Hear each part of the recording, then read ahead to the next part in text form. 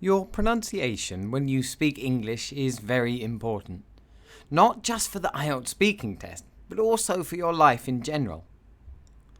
In order for someone to be able to communicate effectively, they not only need to be able to pronounce words correctly, but also be able to use other features of pronunciation which can affect understanding.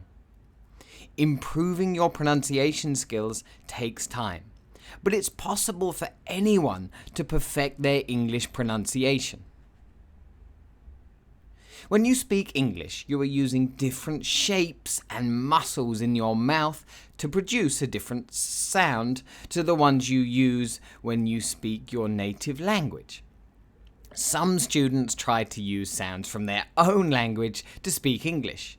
Not just an accent, but the actual sounds. This rarely works, as although some sounds are similar, they're almost never the same. Training your mouth to produce these sounds takes a lot of practice and repetition. But first, it's probably good to know exactly what we're trying to improve.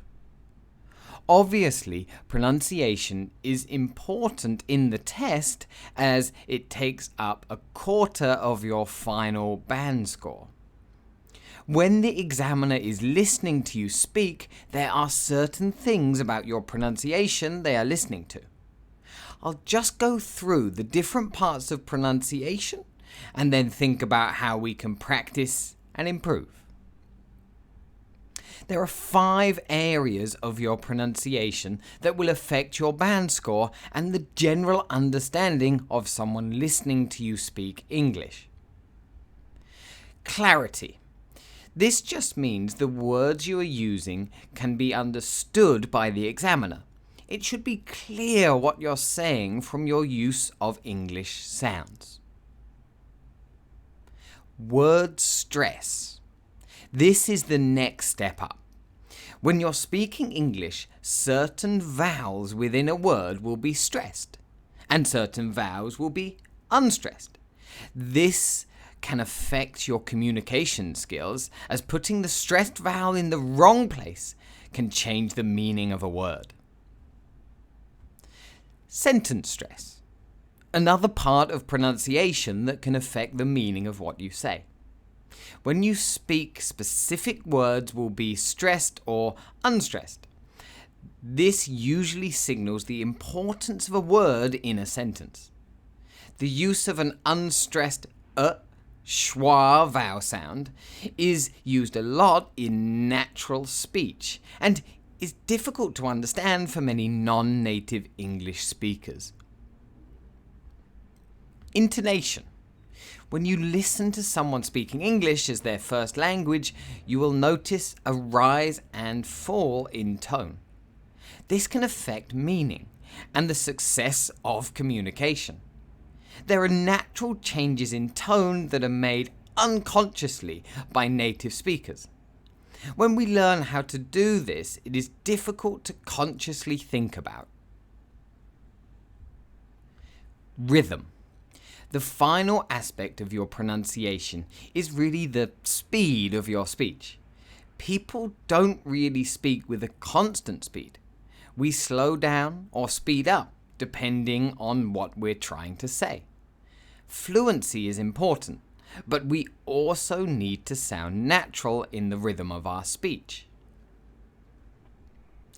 Now we know exactly what we need to improve, we can think about how we can improve these skills.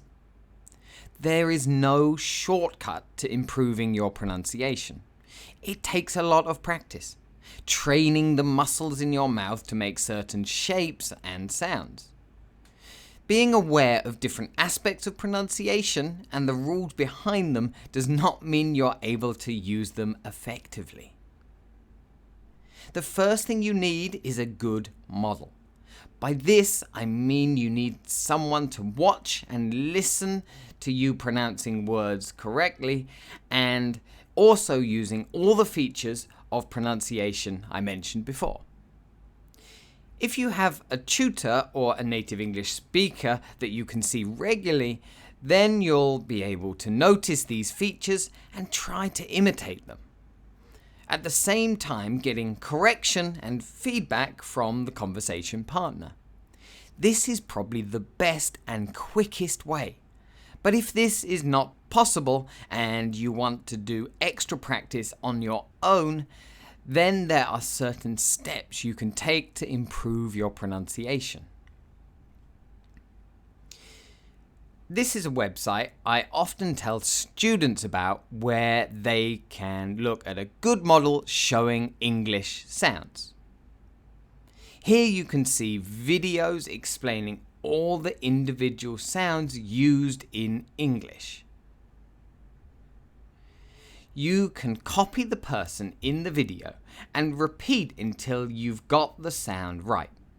This can be a bit boring, but when we are learning the basics of pronunciation, you basically need to train the muscles in your mouth to make new sounds, and that takes a lot of repetition. The website has lots of other videos showing other features of pronunciation which you can use whenever you have a spare 5 minutes to work on your speaking skills. Another useful way to improve your pronunciation is to use tongue twisters. These are phrases which focus on specific sounds, often two similar ones, which are difficult to say, especially when you repeat them at an increasing speed. Something like this: she sells seashells by the seashore. The shells she sells are seashells, I'm sure. For if she sells seashells by the seashore, then I'm sure she sells seashore shells. This is mixing the s and z and sh sounds. And by repeating this phrase over and over, you will be strengthening muscles in your mouth, and eventually those sounds can be produced naturally without thinking about it. Finding models for these phrases on websites like YouTube is very easy. Just search for tongue twisters. Once you feel you've got the hang of all the sounds and sound combinations, you can start working on the more difficult parts of pronunciation: stress, intonation, and rhythm. This is not easy to teach or consciously learn. Really, it's about imitation. Spending time with native speakers or watching them speak in videos and trying to imitate the way they speak. There may be certain rules we can learn about: where to stress a vowel or a word, when to rise your tone or speed up your speech. But really, there is no way to consciously think about these things when you're speaking. The more speaking you do in any situation, the faster your pronunciation will improve. You just have to make sure the practice you're doing is regular and focused. Thanks for watching. If you found the video useful, don't forget to subscribe to the channel so you don't miss any future videos.